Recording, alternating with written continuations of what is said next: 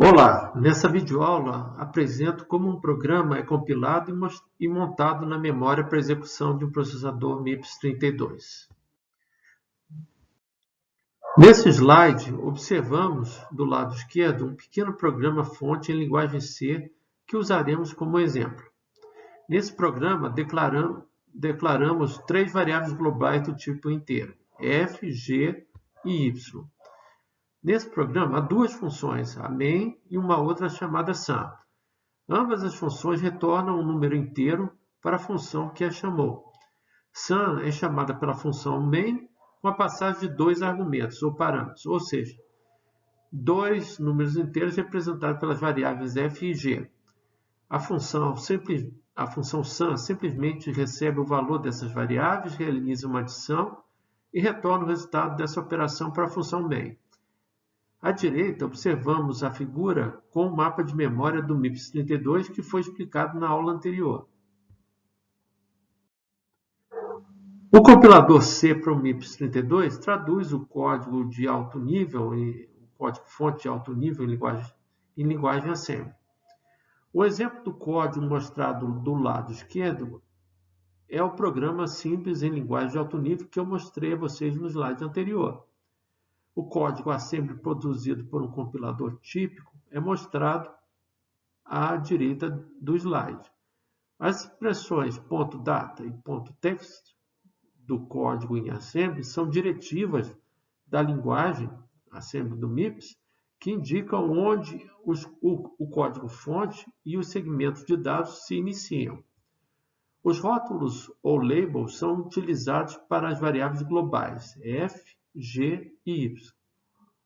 Seus locais de armazenamento serão determinados pelo Assembly, o montador. Por agora, eles são deixados como símbolos no código. Em seguida, o Assembly, o montador, transforma o código-fonte em C em um código em linguagem Assembly intermediário, mostrado na extrema direita desse slide. Por ora, não se preocupe em entender como aconteceu essa conversão de linha de código em C para uma ou mais linhas de código Assembly do MIPS 32. O que é importante nesse momento é você observar os passos de compilação e a montagem do código no código da memória que eu vou continuar a mostrar para vocês como isso acontece. O Assembly, ou montador, realiza duas passagens no código Assembly para convertê-lo em código de máquina.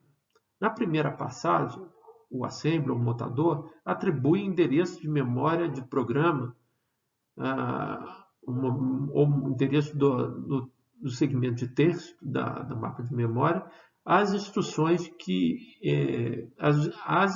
do programa.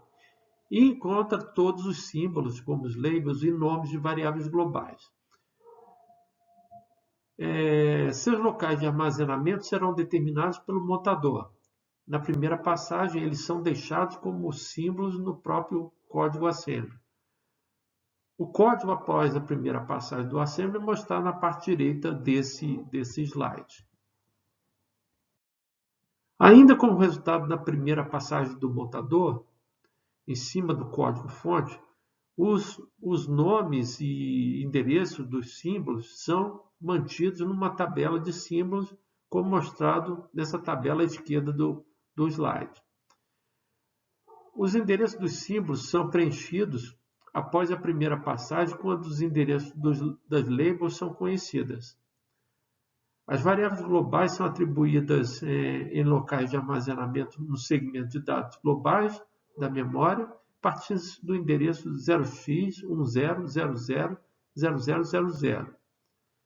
Já na segunda passagem pelo código, o montador, o Assembly, produz o código de linguagem de máquina. Os endereços para as variáveis globais e labels são pegados da tabela de símbolos, e tanto o código em linguagem de máquina quanto a tabela de símbolos são armazenados no arquivo objeto.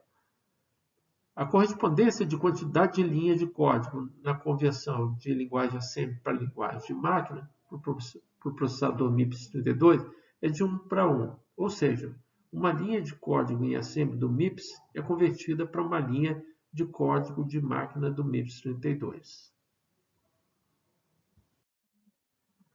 A maioria dos programas grandes contém mais de um arquivo. Se o programador muda apenas um desses arquivos, seria desperdício recompilar e remontar todos os outros arquivos. Em particular, os programas frequentemente chamam funções em arquivos de bibliotecas. Esses arquivos de bibliotecas quase nunca mudam. Se um arquivo de código de alto nível não é alterado, o arquivo objeto associado a esse código não precisa ser recompilado, ser atualizado. O trabalho do linker, portanto, é combinar todos os arquivos objetos num arquivo de linguagem de máquina, denominado de arquivo executável. O linker realoca os dados e instruções nos arquivos objeto, de modo que eles não fiquem uns sobre os outros. Ele utiliza as informações da tabela de símbolos para ajustar os endereços das variáveis globais e os labels que foram realocados. No nosso exemplo, existe apenas um arquivo objeto, então nenhuma realocação será necessária. A figura da esquerda mostra o arquivo executável.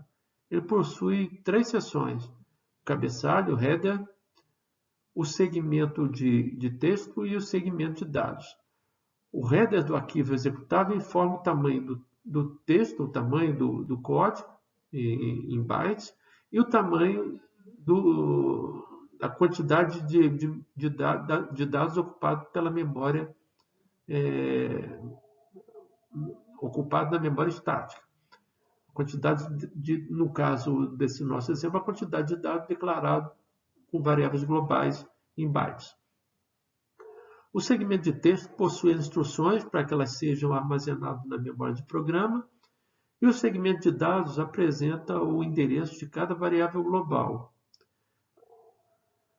As variáveis globais são endereçadas com respeito ao endereço de base dado pelo ponteiro global, que é um registrador do banco de registradores do MIPS, que é o $GP, $GP de Global Pointer.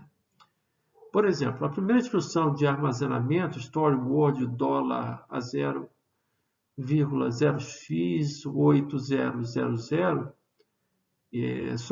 adicionado ao conteúdo do registrador base, que é o $GP, armazena o valor da variável global f, que está localizada no endereço de memória 0x10000000. Observe que o offset de 0x8000 é um número de 16 bits com sinal, que será estendido em sinal somando seu endereço de base contido em $GP. Então, o $GP vai ser o conteúdo então o conteúdo de f vai ser o conteúdo $GP mais o 0x8000 estendido. Isso vai estar associado ao endereço da memória da variável f. A figura da direita do slide mostra um mapa de memória no início da execução do programa. O sistema operacional, através do loader, carrega o programa lendo o segmento de texto de um arquivo executável a partir de um dispositivo de armazenamento, geralmente um HD, um disco rígido, para o próximo segmento de memória livre. O sistema operacional carrega em $GP o valor 0x10000800, no nosso exemplo, e em $SP o valor 0x7f-ffffc, apontando para o topo do segmento de dados dinâmico da pilha. E em seguida executa a instrução JAL, Jump and Link 0x00400000 para saltar para o início do programa. E aí o programa é executado instrução a instrução, normalmente conforme o ciclo de instrução. Bom, por hora é tudo isso que eu queria apresentar nessa videoaula. Até a próxima.